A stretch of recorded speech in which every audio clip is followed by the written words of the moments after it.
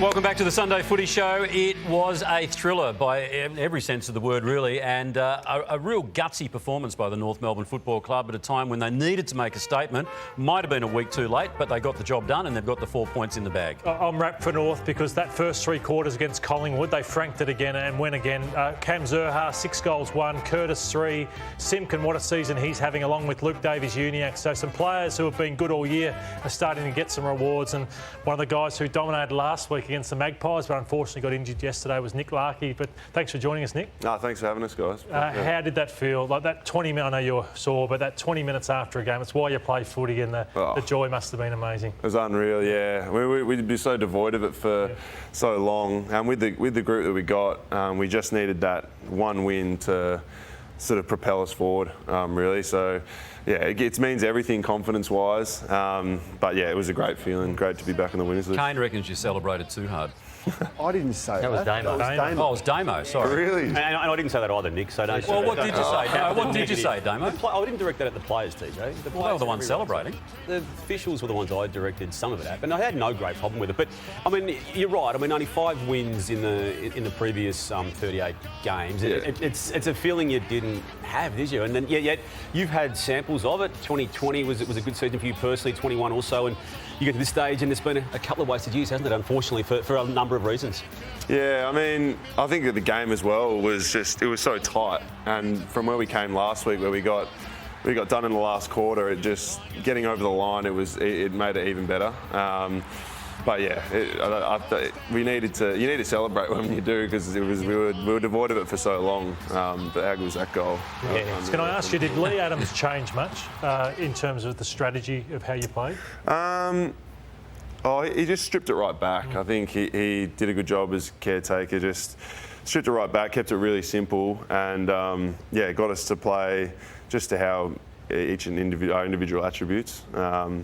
Very just offensive focused, take the game on, but it was very simple. But it was like that sort of honeymoon phase with, Nobes going. We wanted to galvanise together as a group to, stand up for the footy club through a bit of adversity that we've had. And it was bittersweet as well because Nobes couldn't be there. It was all the fruits of his hard work, we reaped just then. But yeah, I felt for him just because, he laid a whole heap of those foundations for us.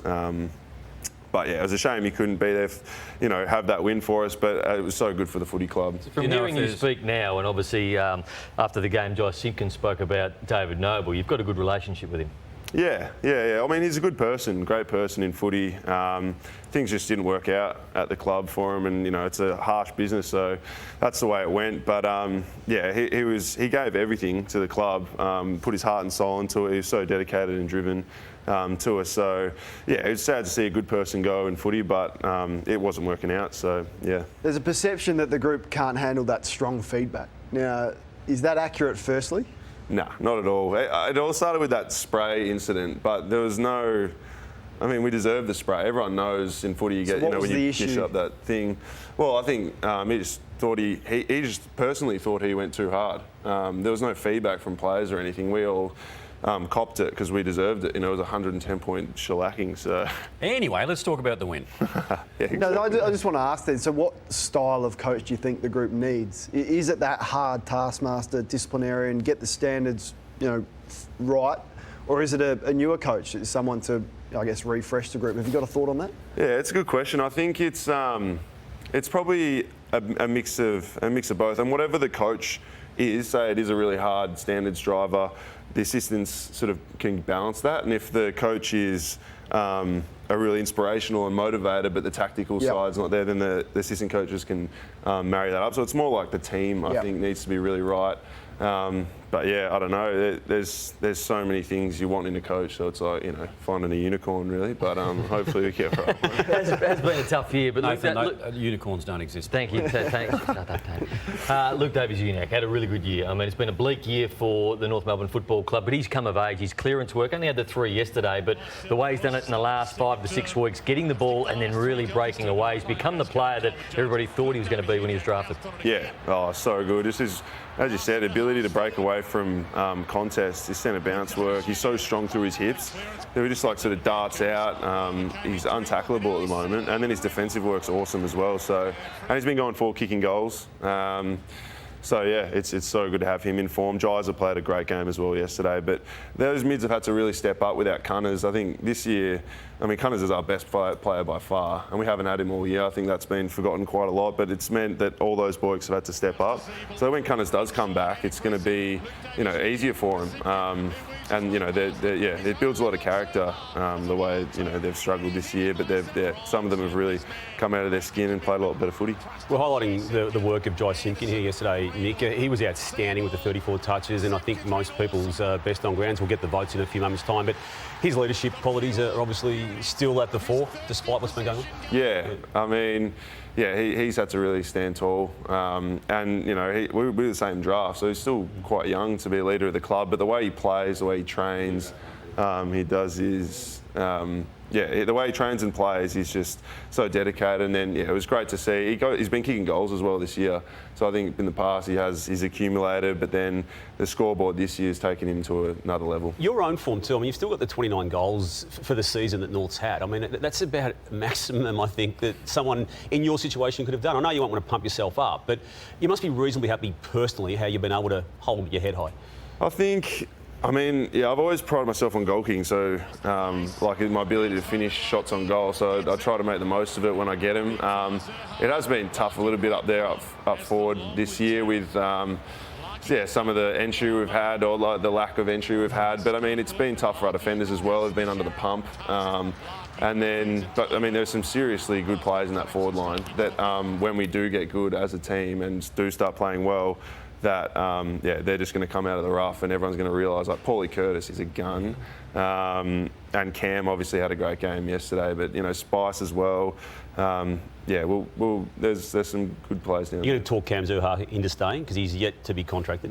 I think he's had another 0 onto the end of his contract. They should have signed him earlier, but... I think he'll stay. I think he'll stay. I'm doing everything I can to make him stay. You're pretty tight, aren't you, you two? Yeah. Good mate. Good celebrator. Oh mate, he just did that one the whole day. For the first one, all 6. He was the best man on the ground, Damo, by a long way. He had 5 kicks, 5 goals in that first half, and he's a real barometer. Has he been fit enough, Cam Zurhaar? Like, say, we often sit back here and we watch him and go, he's a super talented player. Like there's not Toby Green, but he's like North's Toby Green in a sense. But sometimes you go, is he fit enough? Is he professional to that level? Yeah. You're his best mate. Does he need to get to that point to be that with a good side that he can do that every second or third week? I think. He's definitely fit enough. He's a super explosive player, so he's not going to be that player who just tracks the ground the whole time. But he's like, when it's his turn, he just explodes out of the contest, can break a pack, can break a line. So, he's definitely fit enough. I think just because he's got a stocky, big frame. But that helps with him bowling blokes over as well. He's such an impact player, crashes packs.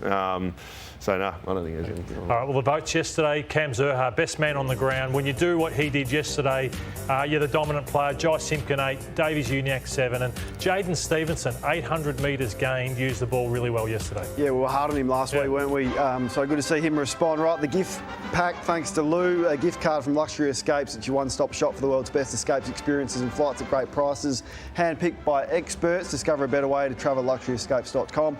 I was alerted that John Rahm's not the #1 player in the world anymore, so we can't say that, but the Callaway Golf Bag Bluster Tour cap, as worn by him, the former world #1. Travis Matthews, a pack from them, including the perfect polo shorts and pants for every occasion. There's the shoes from Aquila, premium quality footwear since 1958. The bar fridge, you'll love that. Custom design from Bar Fridges Australia. They keep your drinks cool and it's got your name on it. The eyewear from Ricks, you just got to use the code word Sunday Footy Show at rickseyewear.com for 20% off. And Platform 28, a meal there, our favourite club right here in Docklands. The dumplings? Dumplings, calamari. Do you ever pay for anything there? Do I get that? Yes. You get that. You get all that. I'll look after you. That's yours. Yeah. Wow, it was worth it. Hey, you're a tennis fan, are you? A little bit. I liked your coverage with Toddy Woodbridge. You had some chemistry going on there. Thanks, mate. Thanks very much. It's very kind of you. And I think you're very clever too when it comes to your impersonations. In particular, Rafael Nadal. Have a look at this. Can you give us a Rafa impersonation? Yeah, well, hello everybody. This is me, Rafael Nadal, and I saw Kyrgios on the weekend. He was not appropriate to find his spit in the crowd. So this is not appropriate for tennis, especially Wimbledon, such a special event. So I cannot complain because I'm playing very well. The maiden full Grand Slam would be great for me, but for Kyrgios, he is not appropriate. So, Good stuff. Do you do anyone else?